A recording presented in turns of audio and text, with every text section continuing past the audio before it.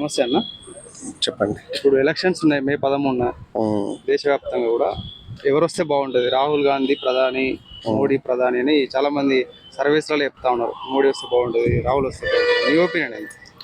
ఇప్పుడు ప్రజలందరూ గత 10 ఏళ్ళుగా జరుగుతున్నటువంటి అభివృద్ధిని సునిశ్చితంగా గమనిస్తున్నారు.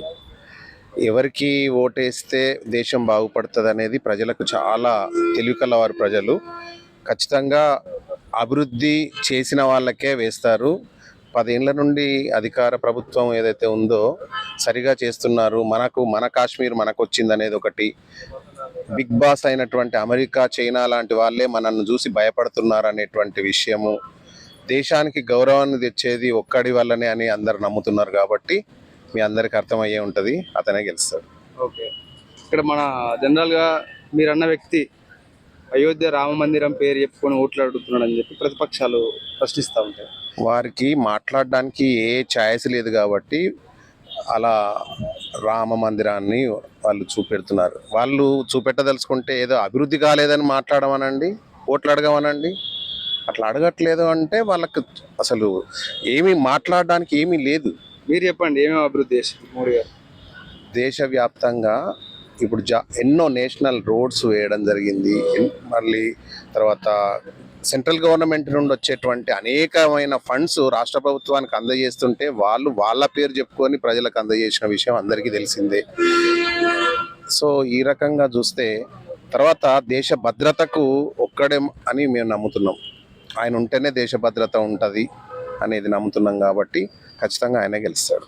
ఇప్పుడు ఇండియా కూటమి వాళ్ళు 10 సంవత్సరాల నుంచి ఈ ప్రభుత్వం ఉంది, మాకు అవకాశం ఇవ్వండి, మేము ఉచిత హామీలు చాలా దేశానికి ఇస్తామని చెప్పి చాలా హామీలు ఇస్తున్నాం. మాకు కూడా ఇవ్వాలనే ఉంది, కానీ సరైన నాయకత్వం లేక మేము వాళ్ళకు వేయలేకపోతున్నాం అనేది ఇందు మూలంగా తెలియజేస్తున్నాం. అంటే వాళ్ళ యొక్క రాహుల్ గాంధీ గారు దేశవ్యాప్తంగా భారత్ జోడో పేరుతోటి ఆ పేరుతోటి మొత్తం దేశవ్యాప్తంగా తిరిగిండు, ప్రజల సమస్యలు తెలుసుకున్నాడు. ఒకసారి అవకాశం ఇవ్వండి అని వాళ్ళు మాట్లాడతాం.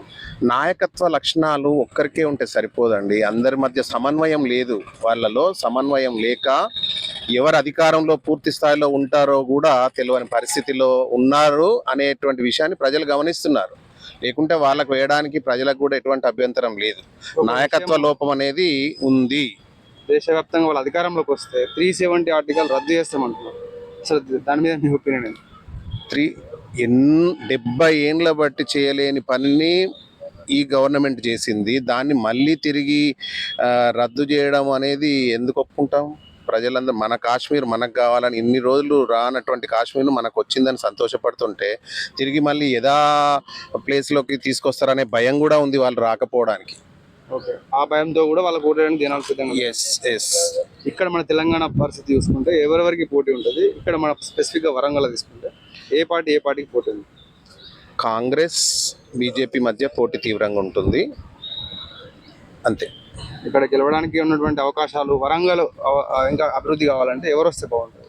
ఇక్కడ అభివృద్ధి అని కాదండి, ఒక్కనే చూస్తున్నారు.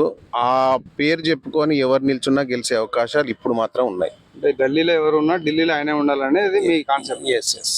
ఓకే అన్న, థ్యాంక్ యూ.